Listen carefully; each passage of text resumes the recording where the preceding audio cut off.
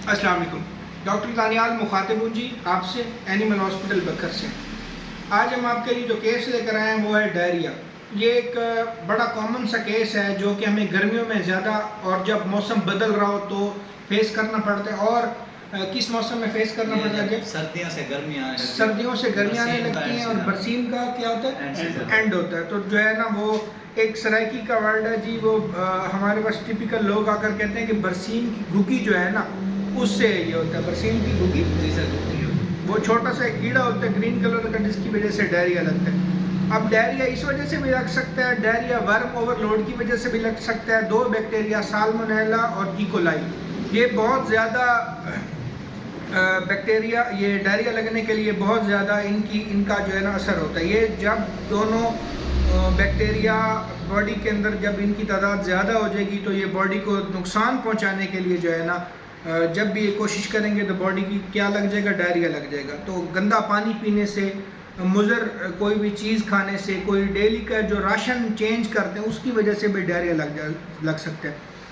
आपने सबसे पहले डायरिया में हिस्ट्री ले लेनी है। फार्मर्स के लिए ये बता रहा हूँ मैं, हिस्ट्री क्या है आप ये देखें कि आपने सिर्फ जानवर को क्या साइलेज या सब्ज ग्रास तो नहीं खिला रहे। लोग इस तरह करते हैं भाई जानवर हमारा दूध दे रहा है, ये और ज़्यादा दूध है, इसको भूसा डालने की वजह साथ घास और डाल दें। तो है की वजह जब आप ग्रीन फॉडर का इस्तेमाल ज़्यादा करते हैं तो तब भी डायरिया लग जाता है।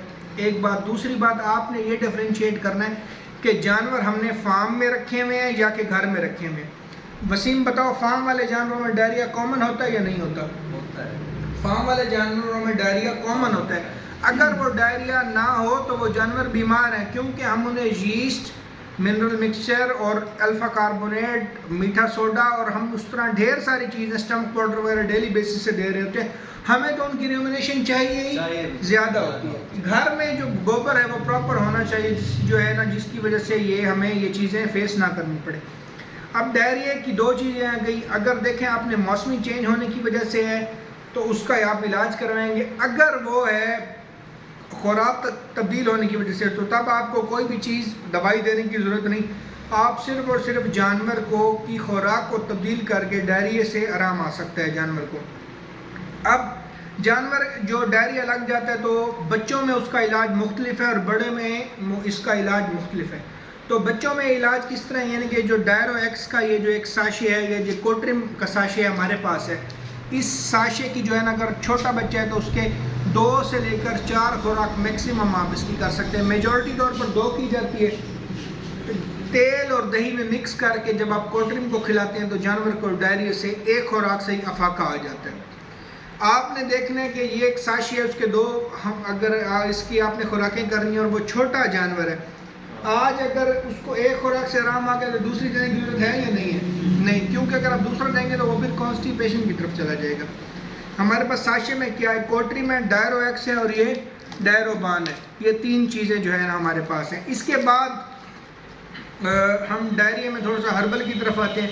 हर्बल प्रोडक्ट्स ऐसी प्रोडक्ट्स हैं जिनका फ़ायदा तो है लेकिन अगर ये जानवर को दे तो ये नुकसान नहीं पहुँचाती। जैसे केएम फार्मास्यूटिकल का हमारे पास पोटो प्लस है और ये बड़ी बेहतरीन चीज़ क्लासिक का जो है ना ये प्ले फिट है हमारे पास, ये डायरिया के लिए है। और इसकी जो डोज है डायरिया की तमाम चीज़ों की वो 1 ml पर 2 kg बॉडी वेट होती है। तो ये 100-120 ml का बकरी में तो काम कर सकते हैं, लेकिन अगर गाय में देंगे तो ये 2 बोतलें इकट्ठी कम अज़ कम देंगे, उससे आराम आएगा। इसके बाद ये केओलिन पाउडर है, इससे भी हम डायरिया में इस्तेमाल करवा सकते हैं। थोड़ी सी खुराक मिक्स करके दे दी तो इससे डायरिया में अफाका हो जाता है। इसके बाद आते हैं जी हम आपको डायरिया, जो पुराना डायरिया यानी कि 3-4 दिन हो गए हैं वो जानवर को डायरिया लगा हुआ है।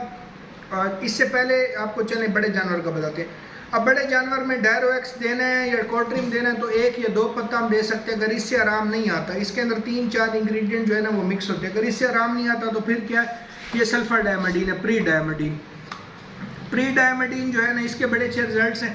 ये जानवर में लगाते नहीं है, इसका रिएक्शन होता है थोड़ा सा। तो सल्फर डायमेडीन को हम क्या करते हैं, 100 ml को तेल और दही में मिक्स करके जानवर को दे देते हैं, इससे आराम आ जाता है। या ये 2 बोतलें इकट्ठी भी दे सकते हैं, आधी बोतल भी दे सकते हैं, डिपेंडिंग ऑन एनिमल की सिचुएशन क्या है। इसके अलावा सल्फर डायमेडीन का ये होता है कि अगर सल्फर डायमेडीन को बछड़ों में नहीं देना, बछड़ों में देंगे तो क्या होगा, उनका अभी तक र्यूमेन डेवलप नहीं होता। तो जिस वजह से उनकी आंतों में सोजिश हो जाएगी। और हमारे यहाँ मिसकंसेप्शन है जी कट्टे के बाल खड़े हो जाएंगे, बाल सफ़ेद हो जाएंगे, वो नहीं होता इस तरह का कुछ, लेकिन ये ज़रूर हो जाता है कि उसकी आंतों में सोजिश हो जाती है। और वो इवन ये होता है कई दफ़ा मर भी जाते हैं सल्फाडाइमंडीन देने से, यानी कि ये बोतल पड़ी है यार थोड़ा सा दे देंगे, तेल और दही में मिक्स कर देते हैं, लेकिन नहीं, ये बड़े जानवर के लिए तो है, छोटे जानवर के लिए क्या है, ये नुकसानदेह है। इसके अलावा ये हमारे पास स्कोर एक्स है जी, सेलमोर कंपनी का, सल्फा केयर है। इनका जो फार्मूला है वो 1 ml पर 2 kg बॉडी वेट है, यानी कि 100 ml है, ये 200 किलो तक दे सकते हैं, एक हीफर को पूरा दे सकते हैं। गाय है तो ये 2 बोतलें कम से कम उसे हम देंगे। सल्फा केयर इसी तरह अगर डॉग्स में, पेट्स वगैरह में, तो हम साथ सल्फा केयर का भी इस्तेमाल कर सकते हैं। इसके बाद अगर हमने अब ये हर्बल चीज़ें भी दे दी हैं, ये भी दे दी है, प्रीडाइमेंडीन भी दे दिया और जानवर को आराम नहीं आ रहा, फिर हमारे पास ये एक बड़ा प्रोडक्ट है बेहतरीन सा प्री एंड 20%। अब एक चीज़ डिफ्रेंशिएट करने की है कि ये है एनरो 10% इंशाल फार्मा का, और ये है प्री एंड 20%। 10% हमने परिंदों में इस्तेमाल करवाना है, ये बड़े जानवरों में, छोटे जानवरों में जो है ना डायरिया को कवर नहीं करेगा। छोटे बड़े जानवरों हमेशा प्री एन, लेकिन प्री एनफ्लॉक्स 20% या प्री एन 20%, ये दोनों देने तो इनकी डोज हाफ है, 50 ml है। अगर 50 ml से ये ज़्यादा दिया तो जानवर बंद हो जाएगा। एनफ्लॉक्स 20% थोड़ा सा कॉस्टली है, ये 1540 रुपये का आ रहा था, ये बड़ा थोड़ा सा सस्ता इकनॉमिकल है, 525 रुपये का है।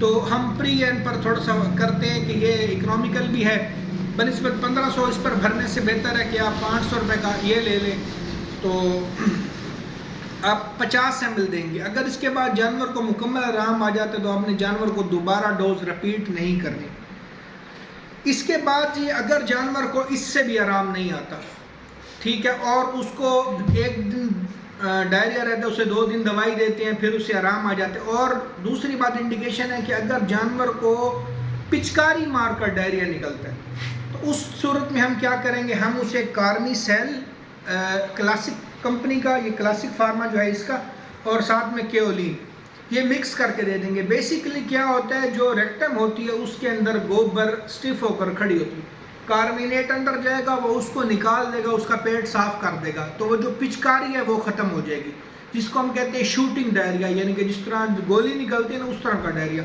उसका इलाज है केओलिन और साथ में कार्निसेल, हम इन्हें मिक्स करके देंगे तो आराम आ जाएगा। अब इसके बाद अगर हम इंजेक्टेबल्स की बात करें, इंजेक्टेबल्स में क्या है जी, हम एट्रोपिन दे सकते हैं। एट्रोपिन एक तो मुनसिर असरात को ख़त्म करते हैं, दूसरी बात साथ में ये न्यू बॉय कंपनी का है एनरोफ्लॉक्सासिन 20%, इसके अंदर फार्मूला है एनरोक्यून फोर्ट इंजेक्शन है।